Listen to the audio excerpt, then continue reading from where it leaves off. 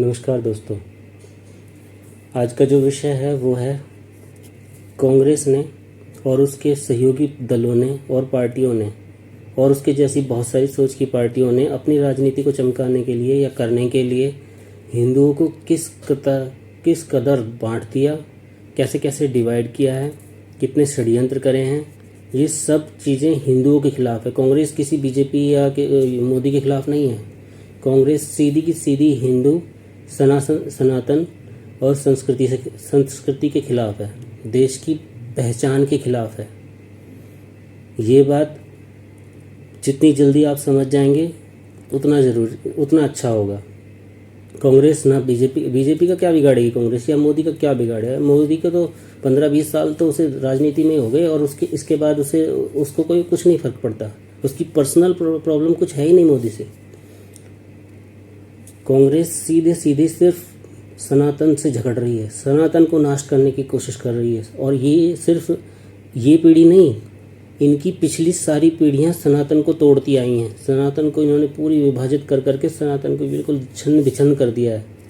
अब आप ये देखिए, इन्होंने सेकुलर वर्ड किसके लिए डाला। सेकुलर का क्या मतलब था, सेकुलर देश को बनाने से क्या लेना देना था। सेकुलर सिर्फ देश के हिंदुओं को, सनातनियों को तोड़ने के लिए और उन्हें कमज़ोर करने के लिए किया था।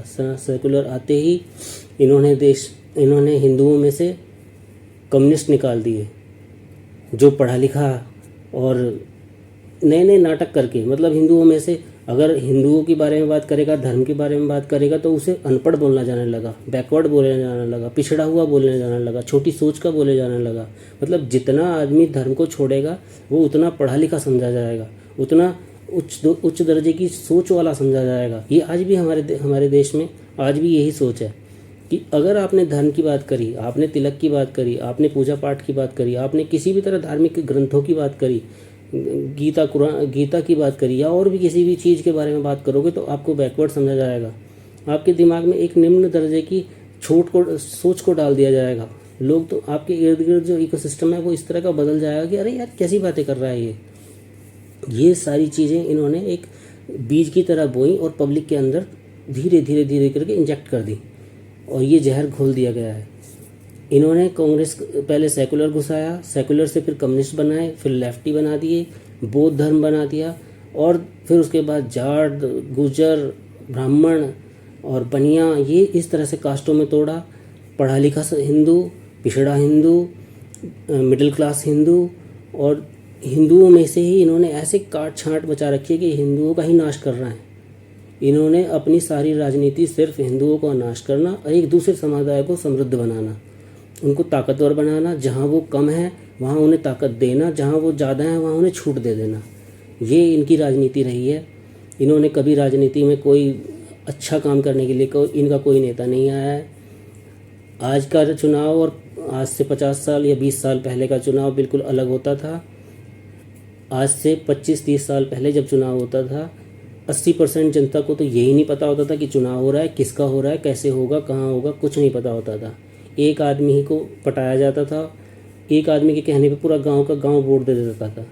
बल्कि 40-60-70% लोग तो वोट ही डालना नहीं जाते थे। और ये सच्चाई है। आप भी अगर अपने दिमाग पे जोर डालेंगे और थोड़ा सोचने की कोशिश करेंगे तो ये सच है। ना इस तरह का कोई हमारा कम्युनिकेशन था, ना लोगों तक जानकारियाँ पहुँचती थी जिस तरह की आज हैं। आज की तो छोटी छोटी जानकारियाँ भी हर इंसान के पास पहुँच जाती हैं, फिल्टर हो जाती हैं, पता लगा लेता है। अपना थोड़ा सा विवेक का इस्तेमाल करेगा तो वो सच और झूठ का भी अनुमान लगा सकता है। लेकिन आज से आप 30-40 साल पहले के चुनाव को लेके जाएंगे तो उस टाइम पे चुनाव ऐसे होते थे कि ये धांधले करने की भी ज़रूरत नहीं थी। ये लोग तो घर में बैठे ही प्रधानमंत्री बन जाते थे। इनकी सारी पीढ़ियाँ प्रधानमंत्री बनी ही ऐसे हैं। आम लोगों को तो या तो चुनाव का पता नहीं होता था, या उनसे कहते जा रहे डाल दे वोट, कोई फ़र्क नहीं पड़ता, कौन देख रहा है, कौन पूछ रहा है, कुछ नहीं, बस वोट का मतलब नहीं पता था। आज से 20 साल पहले लोगों को एक आदमी को बेवकूफ़ बनाया और उसने सारे गांव से बोल दिया और सब वोट उसके कहने पर डाल देते थे। ऐसे तो चुनाव होते थे। आज तो बाप के कहने पर बेटे नहीं डाल रहे, एक परिवार की सारी वोटें एक जगह नहीं जा रही। चुनाव तो आज हो रहा है सही से, जिसे ये घपले में बोलते हैं। तो ऐसे इस चुनाव में जीतना इनके बस की नहीं है। तो इन्होंने ये षड्यंत्र हमारे देश के हिंदुओं को ख़त्म करने के लिए किया है। इसे समझ जाओ, ये समझना बहुत ज़रूरी है। और इनकी ये जो जितने भी ये नाटक करते हैं ना, इन्होंने बहुत नुकसान किया है देश का। देश की ज़मीन को बांट दिया इन्होंने, जगह जगह खून खराबे, सब पत्थरबाजी, ये सारे जितने भी